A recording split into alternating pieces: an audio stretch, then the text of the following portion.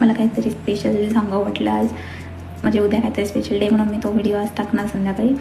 तर मला त्या व्यक्तीबद्दल बोलायचं आहे जो माझ्या लाईफमध्ये आला आहे 2 वर्षांपासून. ठीक आहे. तर त्याने मला माझ्या लाईफमध्ये आल्याच्यानंतर खूप साऱ्या गोष्टी शिकवल्यात. खूप म्हणजे आपण आपल्या आईवडिलांची जागा कशी सहजासहजी कोणाला देऊ शकत नाही, पण त्याने घेतली. आणि म्हणजे कमी किंवा नाव ठेवून म्हणलं तर मग मी कुठेच ठेवू शकत नाही त्याला. कधी म्हणणार नाही हे करू नको ते करू नको, पूर्णपणे फ्रीडम दिलेला मला. आणि म्हणजे एकदम हिरा भेटला, हिरा.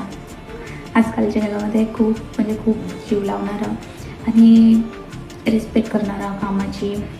खूप साऱ्या गोष्टी अशा ज्या सांगता संपणार नाहीत. आणि त्याच्यामुळे आज मी ते जॉब करू शकते, कारण मला घर सांभाळणं किंवा इकडे पण येऊन जॉब करणं, परत सगळ्या गोष्टी मॅनेज करणं हे सगळं झालंच नसतं. पण तो मला लोक समजत ना की घरामध्ये काम करतो, हे करतो ते करतो, त्याला त्या गोष्टीचा काही फरक पडत नाही.